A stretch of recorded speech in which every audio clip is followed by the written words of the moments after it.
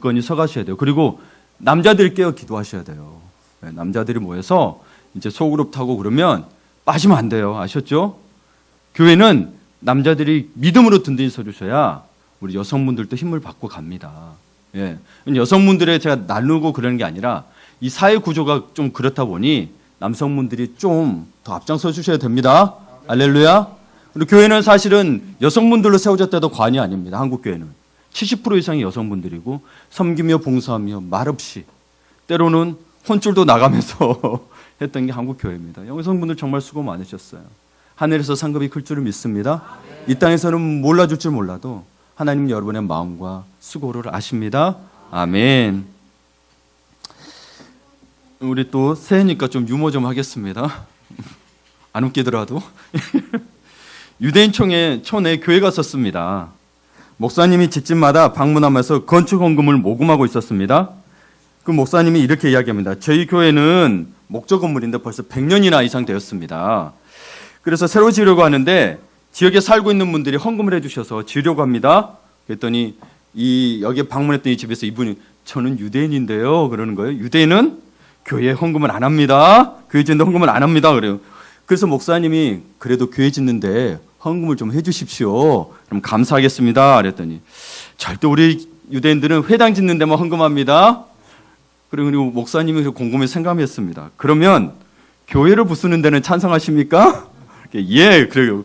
그러면 우리 교회 구건물을 부수는데 기금을 부탁합니다. 기꺼이 하겠습니다. 그러는 거예요. 목사들도 지혜가 필요해요. 그렇죠? 무턱대고 하면 안 되는 것 같아요.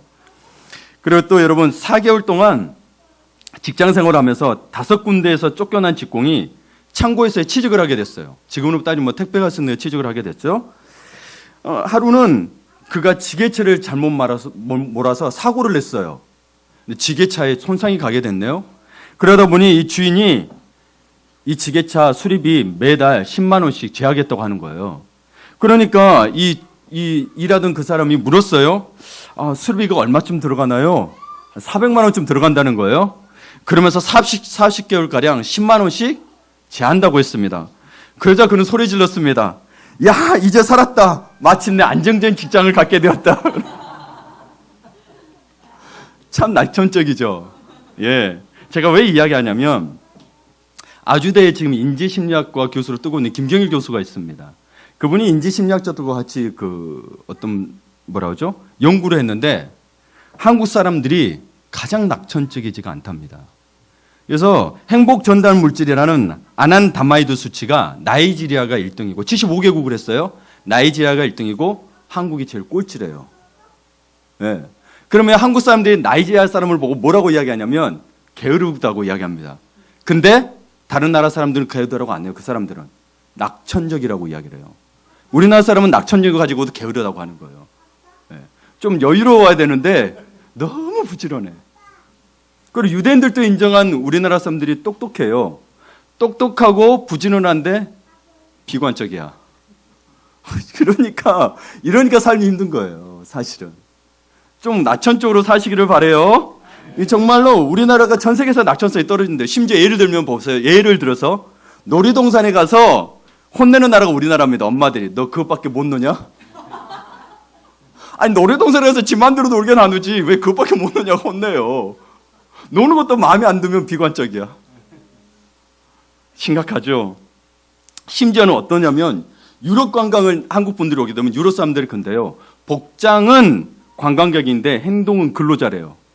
왜 여행 왔는데 새벽 4시부터 일어나가지고 돌아다니냐 그거예요.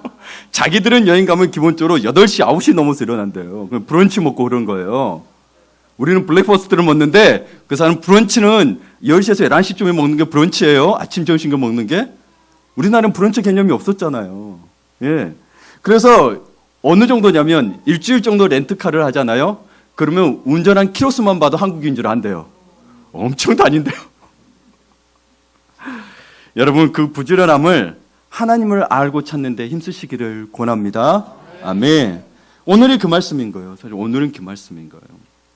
오늘 아모스 5장 1절에서 2절을 보면 이 말을 들으라 처녀 이스라엘이 엎드러졌으며 되어 있습니다. 그렇죠? 이스라엘을 처녀로 묘사하고 있습니다. 그것도 아주 잘 나가는 처녀로 묘사하고 있습니다. 여러분, 젊고 싱그러운 처녀의 모습은 참으로 아름답습니다. 하나님 그렇게 창조했죠. 한창 때의 여성은 정말이지 눈이 부십니다. 그렇죠? 다 그런 때가 계셨죠? 네. 아직 그런 분 계시고 다 그런 때가 계셨죠. 낮이나 밤이나 여전히 빛이 나고 아무것도 바르지 않아도 피부에 윤택이 납니다. 예, 그야말로 한참 콧대가 높을 때입니다. 예, 계속 그러시면 안 되겠죠? 그걸 이야기하고 있는 거예요. 바로 이렇게 잘 나가는 처녀의 모습이 지금의 이스라엘이었는데 계속 콧대가 높고 자신만만했어요. 최전성기였어요. 그러다가 그런 자세로 나가다가는 망한다고 오늘 본문에서 이야기하고 있는 겁니다. 그래서 5장 2절에서 3절을 보면 다시 일어나지 못하리로다. 자기 땅에 던지우며 일으킬 자가 없으리로다 이야기하고 있습니다. 여호와께서 이같이 말씀하시되 이스라엘 중에서 1000명이 행군에 나가던 성읍에서 100명만 남고 100명이 행군에 나가는 성읍에는 10명만 남으리라 하셨느니라.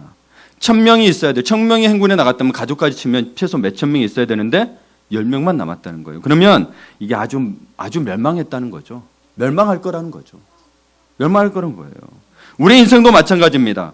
우리도 젊고 아름다운 처녀와 같이 전성기를 누릴 때가 있습니다. 전성기에도 하나님 말을 찾는 길이 찾는 것만이 우리의 살 길입니다. 예, 제가 이 설교 본문을 지난주 금요일인가 토요일부터 이제 고민을 했었어요. 그래서 여러분들이 뭐 누군가 오고 나서 제가 준비한 게 아닌데 누군가의 말씀이 떨어질 수 있어서 특별히 누군가를 위해서 한 건 아니에요. 우리 교인을 두고 한 거예요. 오해가 없었으면 좋겠어요. 하여튼 그래서 준비를 했습니다. 하나님을 찾는 것만이 우리의 살 길이라고 이야기하고 있고 4절에서 6절을 보실래요? 그러면 여호와께서 이스라엘 족속에게 이같이 말씀하시기를 그래서 너희는 뭐라고요? 나를 찾으라. 그리하면 살리라. 베델을 찾지 말며 길갈로 들어가지 말며 브엘세바로도 나아가지 말라. 길갈은 반드시 사로잡히겠고 베델은 비참하게 될 것임이라 하셨나니 너는 여호와를 찾으라. 그리하면 살리라. 그렇지 않으면 그가 불같이 요셉의 집에 임하여 멸하시리니 베델에서 그 불들을 끌 자가 없으리라. 멸망을 막을 자가 없다는 거죠. 제 아무리 잘 나가고 풍성하다 할지라도 그 길로 계속 가면 결국은 망하게 된다는 겁니다. 오래 잘 나가고 있을 때 하나님을 찾지 않게 되니 망하게 된다는 겁니다. 그래서 망하지 않고 은혜 가운데 여러분이 계속 유지하려면 그 속에서도 하나님을 찾으라는 거예요. 여러분 어려울 때만 찾지 말고 어려울 때 반드시 찾아야죠. 반드시 찾아야 되는데 여러분 고민해 보세요. 유지해야 되는 게 중요한 게 아니라 뭐든지 유지가 중요해요. 하나님을 빨리 찾으셔야 돼요. 진짜 빨리 찾으셔야 돼요. 망하지 않고 은혜 가운데 세워주려면 하나님을 찾는 길밖에 없다는 말씀이죠. 왜 하나님만 찾으면 다시 서게 되는 거죠? 하나님이 생명의 근원이시고 빛이요 구원이 되시기 때문입니다. 여러분 2020년에도 이분을 바라봐야 합니다. 예, 매년 새로운 해가 아니에요. 사실은 해는 변함이 없는 것 같죠. 그런데 해도 나이를 먹고 있고 여러분도 나이를 먹고 있어요. 예. 그런 하나님을 찾는다는 것은 무슨 뜻일까요? 우리는 하나님을 찾는다는 게 단순히 와서 예배드린 걸로만 생각하지 마시기 바랍니다. 하나님을 찾는다는 것의 기본적인 삶에 나타나야 되는 건데 그 찾는다는 삶에 나타나는 우리의 모습은 결국 하나님 앞에서 내가 변화된다는 것입니다. 내가 변화되지 않고 우리는 자꾸 하나님을 변화시키려 합니다. 이것은 우상숭배나 마찬가지라고 이야기하고 있습니다. 내가 변화되는데 하나님을 변화시키려요. 어떻게 하죠? 하나님 제가 원하는 거 한 번만 해주면 안 돼요? 이런 것도 못 해주고 뭔 하나님이 이래? 그런단 말이에요. 하나님은 분명 하나님은 우리보다 높으신 분인데 자꾸 우리로 낮추세요. 여러분이. 우리 수준으로 낮추세요. 그게 우상숭배라고 이야기하고 있어요. 신학적으로. 왜? 그게 진짜 하나님이 아니잖아요. 여러분이 만든 하나님인 거예요. 그게. 하나님은 여러분에게 종속되는 분이 아니에요. 우리가 하나님께 종속이 돼야지. 네. 사실 여러분 보세요. 우리는 성령 충만하기를 구하라고 했어요. 그러면 성령 충만하게 구하는데 내가 성령 충만하게 해달라서 해주는 것 같죠? 사실은 그렇게 구해야 되는 건 맞아요. 겸손하게 구하세요. 그러나 여러분 보세요. 오순절 다락방 사건에서 오순절 다락방 사건도 10며칠 만에 성령이 임하셨어요. 모여서 뭐 했겠어요? 성령을 계속 구했다고요. 그분은 우리의 말에 따라서 우리의 명령에 따라서 왔다 갔다 하는 분이 아니세요. 우리에게 약속을 하셨기 때문에 그때 온 거죠. 그러나 우리에게 구하라고 이야기한 거예요. 그분을 자꾸 우리 아래에 있는 것처럼 다루지 마세요. 하나님이세요. 우리를 만드신 분이세요. 네. 우리 필요할 때만 찾지 마시고 그런 거는 회개하셔야 돼요. 참된 하나님의 말씀이 선포되고 진정한 말씀이 우리 속에 역사하게 되면 우리 자신이 변하게 되겠어요. 내가 왜 안 변할까 했을 때는 여러분 곰곰이 생각해 보세요. 정말 내가 하나님 말씀에 따라 순종하고 있는지, 이 말씀은 되고 이 말씀은 안 되는 거 구분하고 있는지. 일부러 안 보는 것도 있죠. 모른 척하는 것도 있죠. 안 그래요? 이거 내가 못할 것 같으니까 못 본 척해요. 저도 그런 적이 있어요. 근데 66권에 모두 다 하셔야 돼요. 예. 그래서 여러분 진정한 믿음은 나의 변화를 추구하는 거예요. 내가 믿음을 가지고 있다면 내 삶의 변화는 반드시 나타나야 돼요. 왜? 하나님은 우리를 변화시키신다고 해주셨거든요. 그리고 복음의 능력이 우리를 바꿨다고 돼 있는데 우리는 말로는 복음을 이야기하는데 변화되지 않았다. 그러면 여러분 정말 다시 한번 하나님 앞에 믿음을 바로 세워야 될 줄은 믿습니다. 예. 그리고 믿음이란 마음속으로 믿고 끝낼 수 있는 것만이 아니기 때문에 믿음은 행함이라고 그래요. 우리 어떤 권사님 오늘 일찍 오셨어요. 권사님은 멀리서 오셨어. 그런데 저 목사님 근데 믿음은 행동하는 거잖아요. 그러더라고요. 맞아요. 믿음 맞아요. 동사예요. 동사 움직일 동인 거예요. 믿음이 나타나야죠. 마음만 가지고 있으면 그건 추상적인 것밖에 안 돼요. 믿음이 실체가 되려면 행동으로 나타나야 되는 거죠. 예. 여러분 참 이 믿음을 이야기할 때 우리가 제가 자주 쓰는 시가 하나가 있습니다. 홀로서기라는 시인데 이 홀로서기가 7년으로 되어 있거든요. 근데 이 홀로서기라는 그 말이 여러분 그냥 홀로선다는 그 말로 생각하면 안 되고 이 서정윤이 시인이 홀로서기 옆에 자기 홀로서기의 뜻을 달아놨어요. 그게 뭐냐면 둘이 만나서 사는 게 아니라 홀로선 둘이가 만나는 거라는 거죠. 그래서 1년부터 7년을 읽어보면 성숙해서 만나는 걸 홀로서기라고 이야기합니다. 그래서 여러분 성숙하셔야 홀로설 수 있는 거예요. 이게 참 저는 모르겠어요. 제가 실현을 당해서 외웠나? 기억이 안 나요. 제 아내가 있어서 그런 게 아니고 기억이 정말 안 나요. 그래서 외웠어요. 그리고 이게 갈수록 그게 마음에 와닿고 저도 이제 한번 읽어드릴게요. 여기 띄워주세요. 여기 제가 넣어놨어요. 유견을. 보세요. 한번 읽어볼게요. 나의 전부를 벗고 알몸뚱이로 모두를 대하고 싶다. 그것조차 가면이라고 말할지라도 변명하지 않으며 살고 싶다. 여러분 그러지 않으세요? 말로써 행동을 만들지 않고 행동으로 말할 수 있을 때까지 나는 혼자가 되리라. 그 끝없는 고독과의 투쟁을 혼자 힘으로 견뎌야 한다. 불의에 발톱에 피가 맺혀도 아무도 도와주지 않는다. 숱한 불면의 밤을 새우며 홀로 서기를 익혀야 한다. 말로써 행동을 만들지 않고 행동으로 말할 수 있을 때까지 나는 혼자가 되리라. 사실 이 부분을 제가 또 특별히 좋아하는 이유 중에 하나는 저도 여러분 여기에 혼자 계신 분도 계시고 또 홀로 고독과 외로움을 견디시는 분 계시죠. 저도 사실 여러분만큼은 아니지만 한국에 있을 때도 2000년에 여기 서울에 올라와가지고 계속 어떤 식으로 지냈냐면 기도하지도 못하고 방황했을 때 선배의 원룸부터 시작해서 옥탑방, PC방 다시 하나님 앞에 나갔다가 다시 막 교회 지하방에서 자고 성전 이런데 옛날 그 짙은 갈색 위에서 자고 그랬었어요. 저도 교회 왔다 갔다 하는데 2시간씩 걸렸어요. 구로에서 저기 상계동까지 다녔거든요. 친구가 전도사로 있어가지고. 그리고 또 시련을 거쳐서 사실 그때 하나님을 온전히 의지하는 게 뭔지를 몰랐어요. 그냥 하나님 앞에 간구만 했지. 그래서 미국에 갔어요. 제가 35살에 갔나 34살에 갔나. 한국에 있을 때는 결혼하고 싶은 마음이 없었는데 미국 와니 그렇게 외로운 거예요. 그래서 거의 일주일에 한두 번씩은 전화를 걸어요. 그 카드를 사가지고 한국에 국제전화 걸어야 되거든요. 저희 어머니는 한 달이 돼도 전화를 안 해요. 얼마나 서운하던지. 그럼 제가 그래요. 어머니 왜 전화도 안 해요? 아니 뭔 일 있으면 전화 오겠지 그러는데. 진짜 외로웠어요. 물론 여러분보다 길지는 않았어요. 정말로. 그래서 어땠냐면 새벽 2시에 깼어요. 공부도 해야 되는데 2시에 깨요. 그러면 잠이 안 오니까 찬양하고 기도했어요. 기도해서 하나님, 그러면서 결혼하는 것도 다 내려놓고 뭐 또 다 내려놓고 하나님 뜻대로 살겠습니다. 그랬더니 제 아내를 만나게 해주셨어요. 네. 제 아내가 저를 찾아왔어요. 네. 안 믿겨지시죠? 믿으셔야 돼요. 제가 여기서 거짓말 하겠어요? 네. 제 아내가 찾아왔어요. 저를 위해서 기도하고 있었대요. 심지어 당연한 거 아니에요? 당연한 건데 우와 그러지 마세요. 네. 그 정도 돼요. 저도 깜짝 놀랐어요. 하나님 그렇게 인도하실지는 몰랐어요. 왜냐하면 제 아내하고 저건 8살 차이가 납니다. 그리고 제 아내는 거기에서도 퀸카 정도 됐었어요.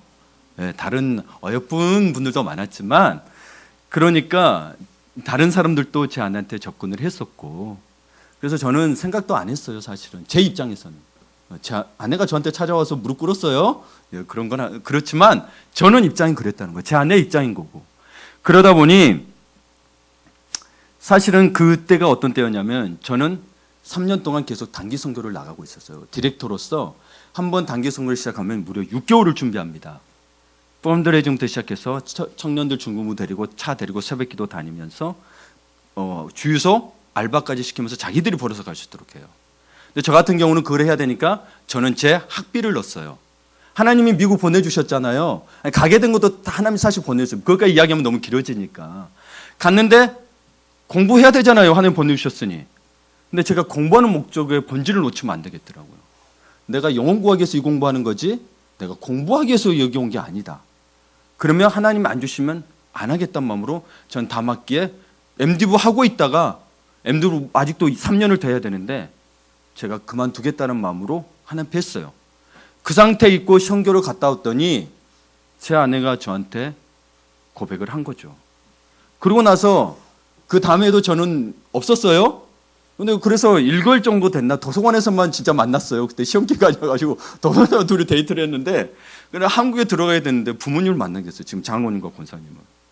그러고 나서 이분들이 결혼을 추진한 거예요. 그리고 2개월 만에 결혼한 거예요. 그리고 제가 미국에 남부지구에 있으면서 무려 약 10년 가까이 있을 수 있었던 거예요. 신기하죠. 저는 그 생각 꿈도 못 꿨어요.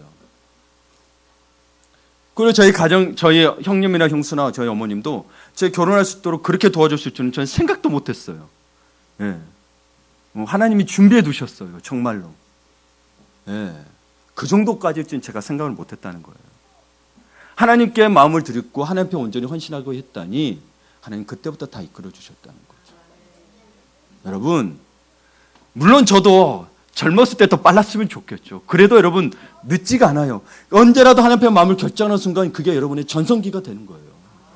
예, 여러분의 전성기. 여러분이 세상의 전성기로만 보지 않았으면 좋겠어요. 여러분이 하나님을 알고 하나님을 깊이 아는 순간이 또 영적인 전성기고 제2의 인생 아니겠습니까? 예, 그때가 여러분의 헌신의 때인데 그때가 전성기라고 이야기하는 거예요. 그래서 제목을 그렇게 붙이는 거예요. 여러분도 외롭다 어렵다 하지 마시고 힘들다 하지 마시고 그러면 새벽 2시부터 깨서 기도하세요. 정말로 진짜 순수하게 기도했어요. 옆에 다른 목사님 저거 이제 다시 홈스테이를 하게 되니까 같이 썼는데 진짜 일어나서 정말 찬양하고 기도밖에 안 했어요. 그리고 아침 제가 준비해서 먹고 아침 준비하니까 또 나가서 운동하고 오고 아침 시간을 그렇게 보냈어요. 무지막지했어요. 예. 세상에 하루가 그렇게 길 줄은 몰랐어요. 여러분 정말 2시간씩 기도해 보세요. 네. 저는 그게 제가 할 수 있는 최선이었어요. 하나님이 열어주셨어요. 그것도 1년 만에. 그 과정에 뭐 힘들고 어려운 일 없었겠어요? 그걸 다 이야기하면요 여러분 저 한 2-3시간 해야 돼요.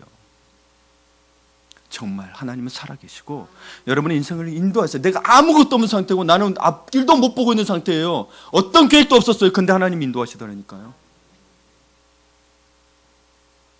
진짜로. 여러분 인생이 깜깜하십니까? 그러면 내 발에 등이라는 주님을 보세요. 말씀을 보세요. 그 말씀대로 해보세요. 진짜 그때 그러면서 시편도 소리내서 읽고 말씀도 그렇게 열심히 봤어요. 그리고 있는 그대로 하려고 내가 알고 깨닫는 거 내가 힘들어도 하려고 그대로 했어요. 그랬더니 제 아내 만나기 전까지 그랬더니 뭐가 바뀌었냐면요. 제 표정이 바뀌었나 봐요. 주변에서 목사님들이 서로 소식시켜주는 거예요. 심지어는 영주권자, 시민권자까지. 진짜 그전에는요 안 해줬어요. 하나님이 사람의 마음을 움직이시더라고요. 그때가 되니. 근데 그거를 못 참는 거예요, 여러분. 힘들고 어려우니까 자꾸 여러분들이 해결하려고 하는 거예요. 그걸 하나님은 원망해요. 아니요, 저는 감사했어요. 아무것도 염려하지 말고 너희 구할 것을 뭐예요? 감사함으로 하나님께 감사 말해요. 감사하지. 이것도 주시면 감사하다. 감사하다.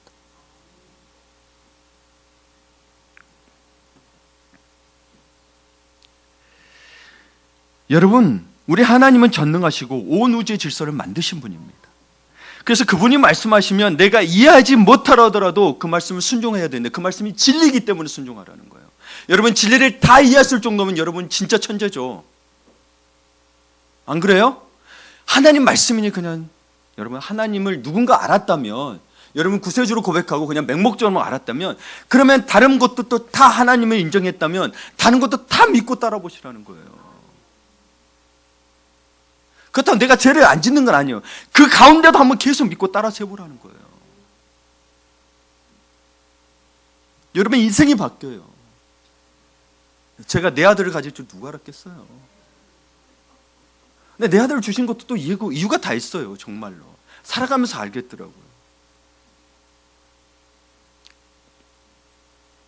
그래서 여러분 그것을 인정하고 받아들인 것이 성경적인 참 지혜라는 거예요. 세상 사람들은 자기의 경험에서 봤다는 걸 지혜라고 하지만 성경은 뭐라고 됐어요? 여호와를 경외하는 것이 제일 근본이라고 했는데 우린 자꾸 하나님 말씀을 안 보고 여호와를 경외를 안 하고, 여호와 경외하는 게 뭐 예배거든요. 예배를 소리 여기고 지혜롭겠다고 하니 여러분 인생 아무리 열심히 살아봐도 거기밖에 안 되는 거예요.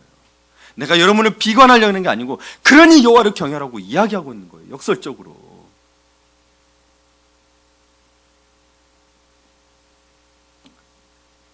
우리가 다 알아야 되는 건 아니에요. 그러나 하나님이 나보다 나으시니 그분의 말씀을 귀담아 따라가면 좋지 않겠어요? 예. 심지어 우리 전자제품을 사러 가도 거의 전문가 말을 듣고 이게 좋다고 그러고 비교 이거 살게요 그러잖아요. 근데 하나님 말씀을 왜 전문가 말도 못하냐는 거예요.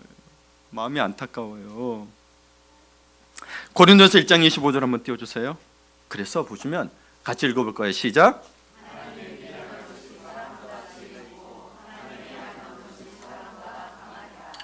믿으세요? 예, 그렇다면 그분을 믿고 순종하는 것이 지혜입니다. 예, 지혜입니다. 이제 좀 빠르게 나갈게요. 그러니 여러분 그분을 믿고 순종하기를 원한다면 2020년에는 최상의 것으로 하나님께 드리시길 바랍니다. 우리는 하나님을 찾고 구해야 합니다. 하나님을 찾지 못하도록 가로막는 장애물들이 있다면 이를 하나씩 제거가야 돼요. 이 습관적으로 하는 것들이 있어요. 제거해 가야 돼요. 한번 그러면 여러분 볼까요? 우리가 어떨 때 하나님을 찾지 않을까요? 우리가 형통할 때, 잘 나갈 때 하나님을 찾지 않아요. 그다지 열심히지가 않다는 거예요. 처녀 이스라엘이라는 오늘의 본문의 이 말은 잘 나가는 사람, 자만한 사람을 상징합니다. 에레미야 9장 23절을 띄워주십시오. 여호와께서 이와 같이 말씀하시되 지혜로운 자는 그의 지혜를 자랑하지 말라. 용사는 그의 용맹을 자랑하지 말라. 부자는 그의 부함을 자랑하지 말라. 자랑하는 자는 이것으로 자랑할지니 곧 명철하여, 이걸 명심하세요. 명철하여, 언더스탠드예요. 나를 아는 것과 나는 나 여호와는 사랑과 정의와 공의를 땅에 행하는 자인 줄 깨닫는 것이라. 나는 이 일을 기뻐하노라. 여호와의 말씀이니라. 여러분께서 하나님을 아는 것을 하나님이 기뻐하신다는 거예요. 여러분은 부하게 돼서 바치는 걸 기뻐하시는 게 아니고, 그거 기뻐하시면 하나님 알아서, 그게 없어서 뭐 그러시겠어요.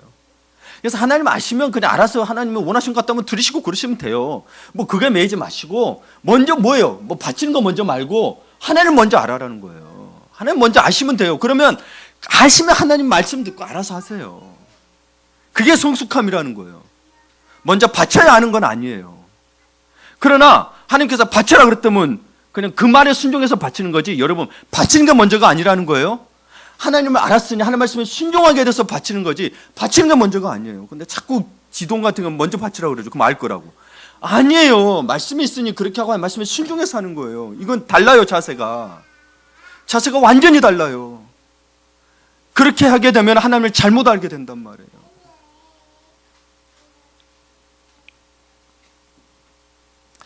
여러분 그래서 하나님을 찾지 못하다는 이 장애물들은 지혜든 용맹이든 부한 것이든 다 십자가에 버리십시오.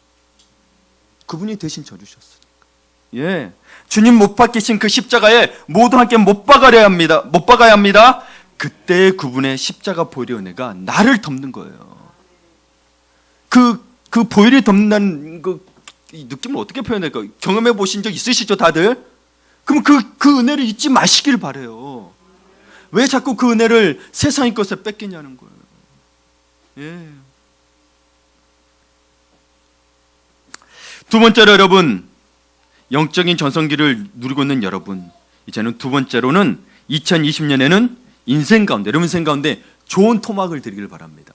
원래 그 표준은 토막이에요. 근데 토막이를 잘 알아들으니까 그래요. 인생 가운데 좋은 토막을 드리기를 바라요. 미국의 위대한 순교자 짐 엘리엇이라고 있습니다. 유튜브에 여러분 한번 창끝이라는 영화를 쳐보시면 됩니다. 이분은 위튼 대학원을 수석으로 졸업하고 교수직이 보장되어 있는데도 복음을 들어본 적이 없는 에콰도르의 아우카라는 부족으로 떠나갑니다. 그리고 그들의 손에 의해서 무참히 살해됩니다. 전혀 보지도 못하고요. 그 영화를 보게 되면 원래 그들은 총도 가지고 갔어요. 그러나 하려다가 총소리도 안 쏘고 그냥 창에 맞아 죽어요. 그때 그의 나이가 28세입니다.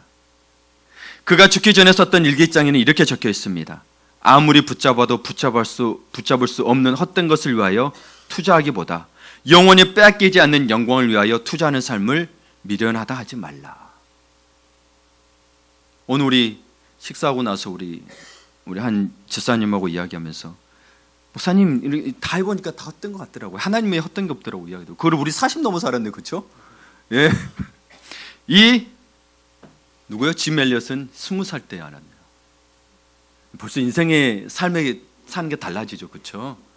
벌써 달라져요. 하나님이 어떤 존재냐 아느냐에 따라서 자신의 삶을 어떻게 선택할 수 있게 돼요. 그리스도 예수 안에서. 그렇지 않으면 우리는 수없이 고난해 합니다. 돈을 이렇게 어떻게 쓸까 불릴까 고민하다가 인생 가는 거예요.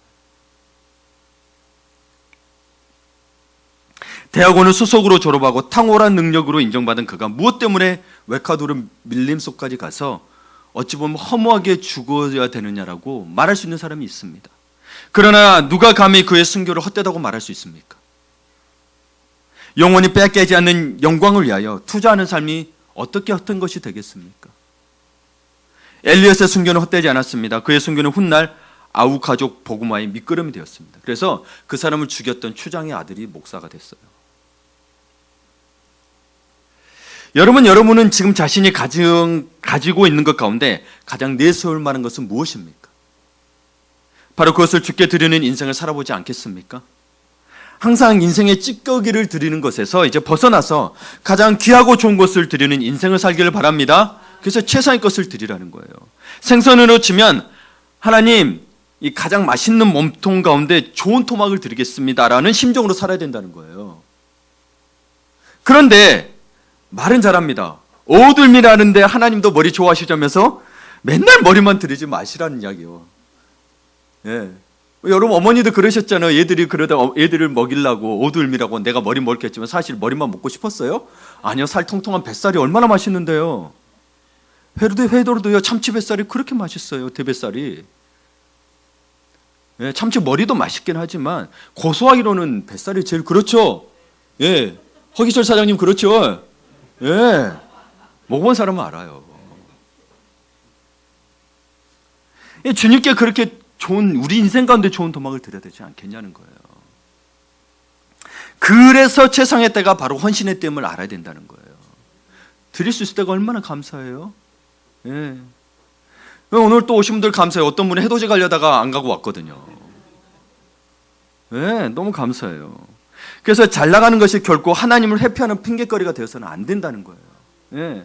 오히려 잘 나갈 때 헌신의 조로의 기회로 삼는 믿음의 사람이 되시기를 축복합니다. 세 번째로 22년에는 장애물을 뛰어넘어야 합니다. 여러분 사람들은 아예 관심조차 없을 때는 하나님을 찾지 않습니다. 그래서 이스라엘 백성들 역시 오늘 본문에 보니 들으라 찾으라 해도 관심을 안 가져요. 여러분은 어땠어요? 목사가 설교로는 제 설교도 아니고 다른 목사님 설교도 들으셨잖아요. 그 속에서 좋은 말씀들이 있었잖아요. 근데 왜 여러분에게 이익된 것만 들으셨냐고.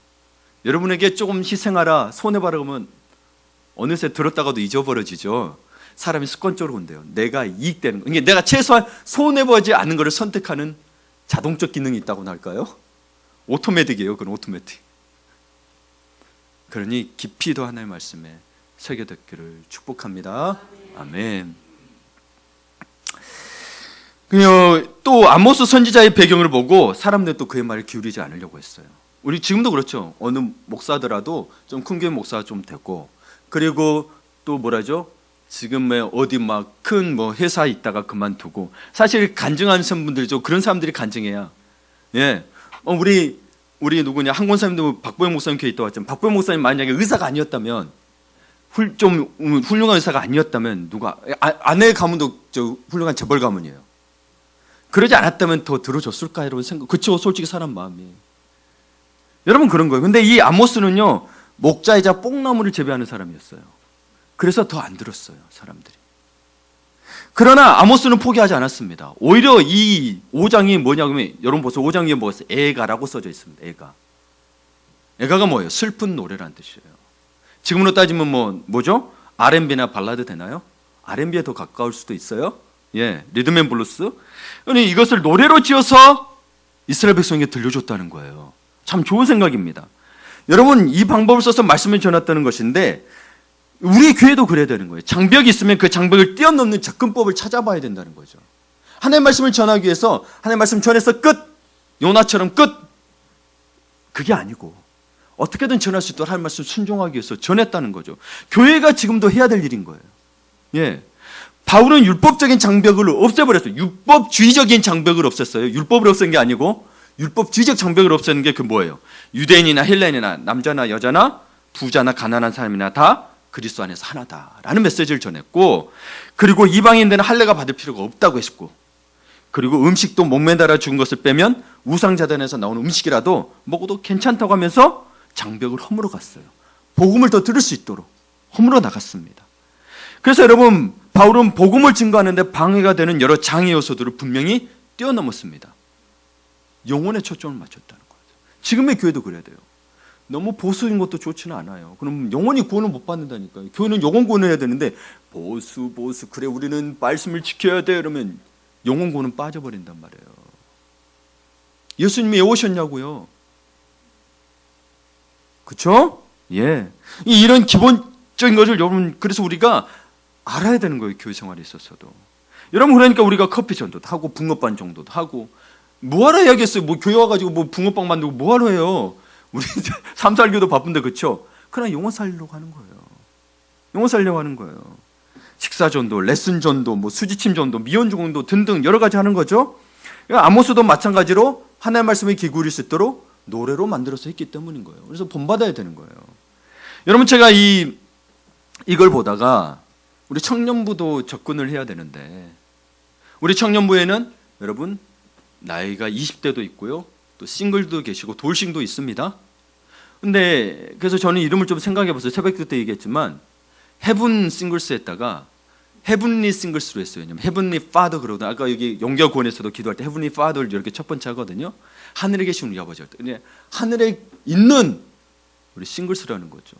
이미 선포된 거죠. 왜 그랬냐면 오늘 큐티가 뭐였어요? 아침에 시편 110편이었죠. 뭐예요 제목이? 새벽 이슬 같은 주의 청년들이 나오는 도라는 거거든요. 그럼 새벽 이슬 같은 주의 청년이 이미 주님과 함께 있는 거예요. 여러분, 그래서 우리 청년들에서 기도해 주셔야 돼요.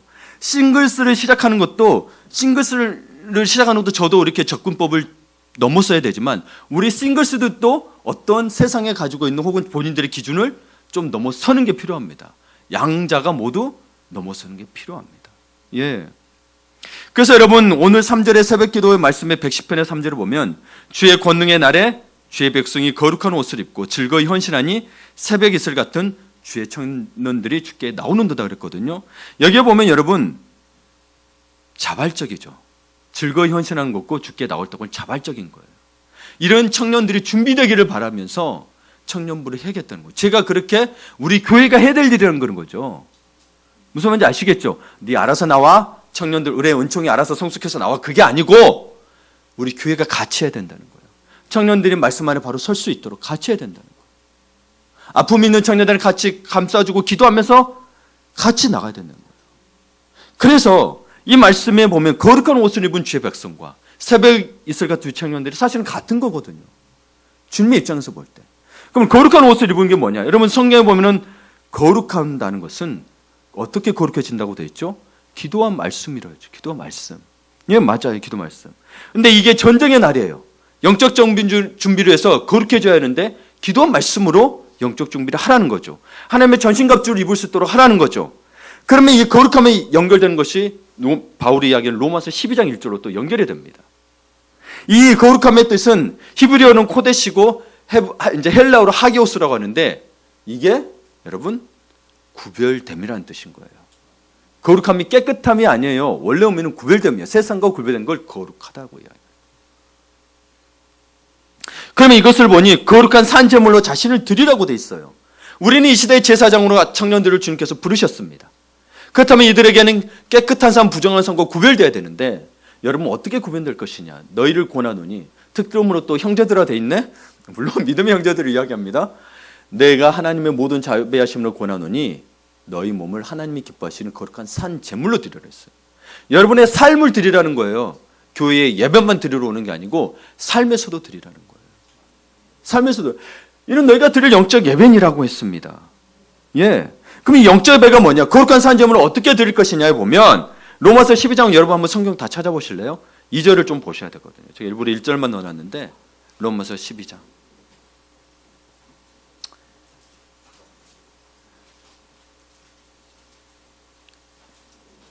자, 2절을 보면 그럼 뭐라고 됐어요? 이 세대를 본받지 말고 마음을 새롭게 함으로 변화를 받고 그럼 뭐예요? 쓰고 기뻐하시고 온전한 뜻이 무엇인지 분별하라. 예. 이게 여러분 이게 거룩한 산 제물이라는 거예요. 여러분 정말 이 세대를 본받지 않고 있습니까? 세상 즐거움 따라가는 거 멈추셔야 합니다. 예. 세상 즐거움을 하지 말라는 게 아니고 하려는 게 아니고 주님 것보다 더 사랑해서 문제라는 거예요. 그럼 어느새 세상의 것을 본받게 되겠죠? 그렇죠? 그러니 하나님을 멀리하게 되는 거예요. 하나님 믿는 습관이 없어지게 되는 거예요. 그 다음에 마음의 새롭게 함으로 변화를 받고 되는 이 변화를 받고 이런 변화를 된다 보니까 체인지로 생각하는데 체인지는 외부의 변형을 체인지라고 그러고 여기는 영어로 트랜스폼드라고 되어 있습니다. 여러분 본질이 바뀌게 되는 걸 이야기해요. 여러분의 본질을 바꾸셔야 되는 겉에만 말고 눈에 보이는 것 말고 여기까지는 여러분 좋습니다. 그 다음에 여러분 하나님의 선하시고 기뻐하시고 온전한 뜻이 무엇인지 분별하라고 했는데 여러분 보세요. 하나님의 뜻은 선하고 하나님의 뜻은 기뻐하심이 있고 하나님의 뜻은 온전하다는 의미입니다. 하나님의 뜻이 그렇다는 거예요. 그래서 하나님의 뜻에 순종하는데 이걸 분별하라고 됐네요. 여러분 분별하다는 게 무슨 말이냐면 이제 여기 어떤 영어 성경 프루브로 돼 있고 증명하라고까지 돼 있어요. 프루브는 증명하는 거예요. 근데 분별함의 이 헬라어는 보면 도키마제인인데 여기는 연금술사 아시죠? 옛날에 중세시대 금과 은을 녹여서 다른 거를 찾아내는 연금술사. 그래서 화학이 발달이 됐는데 여기는 그 의미가 들려있어요. 불순물이나 찌꺼기를 아주 걸러내는 것을 분별한다고 합니다. 그러면 이게 우리 삶에서 뭐냐? 그러면 하나님 뜻을 분별하라는 것은 우리 안에 하나님의 뜻과 아닌 것을 구별해내라는 거예요. 아닌 것을 제거하라는 거예요. 하나님 뜻이 아닌 것을. 우리의 삶 속에 조금이라도 선하지 않은 모든 계획과 수단과 방법들을 제거하라는 거예요. 우리 아버지, 우리의 안위를 위해 나태하고 게으르고 싶은 마음도 제거하라는 의미인 거예요. 이거는 이재철 목사님이 이렇게 여기 부분을 그렇게 해석하셨어요. 그래야 삶이 영적 예배가 되고 거룩한 산제물이 된다고 되어 있어요. 여러분 어떻게 하시겠습니까? 분별하시겠으면 안 하겠습니까? 그래서 저도 제 아내와 뭔 대화를 할 때 예를 들어서 뭔가 사건이 있어요. 저희도 이사를 놓고 해서 기도를 하고 있어요. 그러면 제가 이야기, 여러분 우리는 그러죠. 하나님 앞에 구하죠. 이사해야 됩니까? 말아야 됩니까? 아니요. 이사를 하든 안 하든 여러분 상관없어요.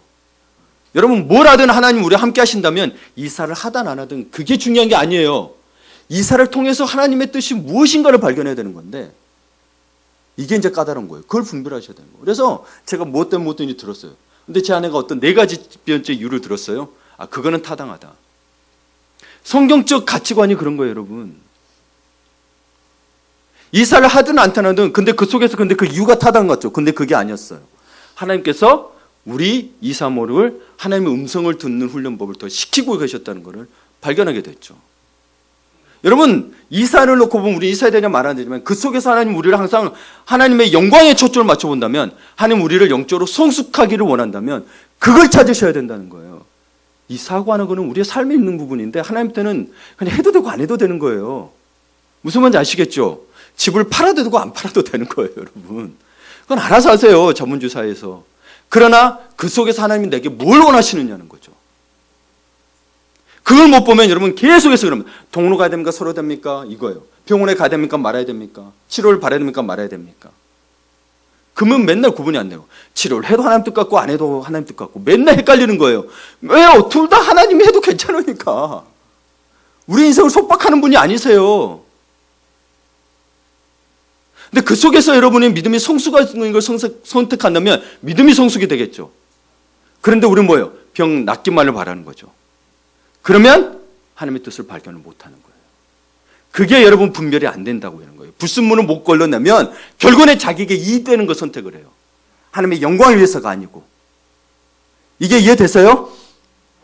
고민 많이 하셔야 돼요. 그래서 여러분 고민하도록 하나님의 형상, 우리는 원래 하나님의 형상인지라 사실은 그렇게 돼 있는데 왜 그 정도로 안 해도 됐었어요. 참 이게 가슴 아픈 일인데, 지난주 여러분 설교할 때 여러분 아담이 죄를 지었잖아요. 근데 아담이 죄를 지어가지고 먼저 하나님을 알게 됐는데 어때요? 여호와께서 동산을 거지는 걸 알고 여호와가 나타나는 걸 알아요, 아담이. 근데 지금 어때요? 여호와가 내 옆에 있어도 알아요, 몰라요?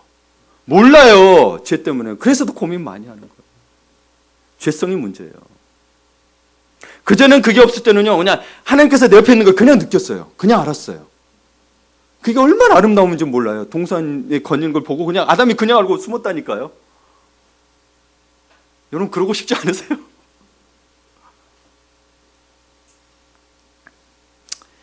여러분 산재물이 되시기를 바랍니다. 거룩한 산재물. 그 다음에 여러분 12장 4절에서 13절은 여러분 한번 보시고, 이제 이게 공동체 가운데서 사는 삶인 거예요. 그걸 한번 눈여겨 보시기 바랍니다.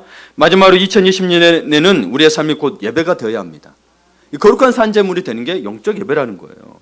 근데 신앙의 삶 전체, 온전한 삶이 아닌 일부분이 예배라고 생각하는 분이 계세요. 교회 왔다 가고 그냥 왔다 가는 게 예배라고 생각하는데, 여러분 그런 사람들은 어떻게 되냐면 자기의 가정생활, 직장생활, 교회생활, 즉 종교생활로 일일이 구분합니다. 그리고 삶 전체가 아닌 종교생활만을 따라 떼어 하나님께 드립니다. 그래서 교회 와요. 11조도 하고 뭐도 다 하지만 삶에서는 11조의 정신을 가진 삶이 없는 거예요. 삶에서는 예배자의 삶이 없는 거예요. 여러분 구분 짓지 마세요. 여러분 이건 신앙이 아닙니다. 여러분 한번 보세요. 내 삶을 시스템이라고 보면, 여러분 사실 우리의 삶은 자기만의 시스템이에요. 다 연결되어 있고 인간은 한계가 있기 때문에. 그러면 그 신앙이 그 시스템의 핵심이고, 어찌 보면 그 신앙의 시스템의 전체가 돼야 돼요. 원동력이 돼야 되니까. 이게 없으면 시스템이 안 움직이게 돼야 되는 거예요. 그렇기 때문에 여러분 우리의 삶은요, 하나가 변화되면 다 변화되는 거예요. 복음을 받아 그래서 예수를 믿었더니 다 변화되는 거예요. 옛것 다 버리게 되는 거예요. 이게 여러분 이게 시스템적인 사고고 네트워크적인 사고라고 이야기를 해요. 현대적으로는. 네트워크가 그런 개념이거든요. 하나가 변하면 다 변하는 거거든요. 서로 같은 부분이 공통 부분이 있기 때문에. 그런데 여러분 이걸 각각 구별지었고 삶을 살게 되면 신앙생활은 생기도 없고 결국은 화석화돼요. 그냥 왔다 갔다 왔다 갔다. 삶의 변화도 없고 진짜로 삶에 문제가 생겼을 때 신앙이 힘이 안 돼요. 결국은 옆에서 누군가 도와주는 돈이 힘이 돼요. 여러분 신앙이 곧 삶이란 것을 온전히 깨달아야 됩니다. 그래서 12절에 나오는 거예요. 하나님이 기뻐하시는 거룩한 산제사로 삶 전체를 드리려는 겁니다. 예. 여러분 특별히 그래서 이 사고를 가지게 되면 이 교회 공동체에서는 반드시 필요합니다. 이 네트워크적인 사고. 내가 변하면 다 변하는 게 다른 사람부터가 아니고 나부터 변해요. 그래서 전도서 4장 12절에 그럴 수 있는 거예요. 한 사람이면 패하겠거니와 두 사람이면 맞설 수 있나니 세 겹줄이면 끊어지지 않는다고 했어요. 어마어마하죠. 그래서 여러분 교회 공동체 안에 그래 들어오셔야 돼요. 혼자서는 반드시 패한다고 돼 있어요. 여러분 승리한 게 아니에요. 나 혼자서 다 아는 것 같죠? 승리한 게 아니에요. 여러분 식대로 생각하면 승리했겠죠. 내가 교회 다니는 사람보다 더 신앙생활 잘해. 근데 말씀에는 그게 아니라고 돼 있잖아요. 그럼 말씀이 아니면 아닌 거예요. 경험으로 여러분 해석하지 마시라고, 말씀을. 여러분 졸릴 시간이죠? 저도 사실은 이 시간에는 외우지도 못해요. 정신 멍해요. 저도 뭐하고 있는지 모르겠지만 그래도 해봅시다. 네. 저는요 9시 10시 되면 자요. 네, 9시 10시 되면 자요. 네. 대단하죠, 그렇죠? 2시, 그래서 2시, 3시에 돼서 깨는 거예요. 네. 그럼 저한테는 진짜 잠자고 있을 시간인 거예요. 그렇죠? 그래서 저는 새벽 기도보다 송무영신 예배가 제일 힘들어요. 그래서 여러분 작년에 제가 1월에 송무영신 예배 들어가서 어디 있었는 줄 아세요? 병원에 있었어요. 피덩이가 이렇게 나와가지고. 네. 막혀버렸어요. 그래가지고 병원에 있었잖아요. 기억나세요? 네. 그러니 여러분 힘내세요. 저도 그러고 있어요. 네. 근데 지금은 건강하게 이렇게 있습니다. 여러분 우리가 하나님을 만나기 어려운 이유가 무엇인가요? 바로 우리의 삶을 드리지 않았기 때문입니다. 여러분 문제만 맡기지 말고 자신의 삶, 과거, 현재, 미래를 다 맡기세요. 그게 맡기는 거예요. 그게 하나님의 주권을 인정하는 거예요. 하나님의 능력을 제한하지 마시고. 예. 그래서 너의 길을 여호와께 맡기라. 저를 의지하면 저가 이루시고 라고 말씀하시죠. 시편 37편 5편에.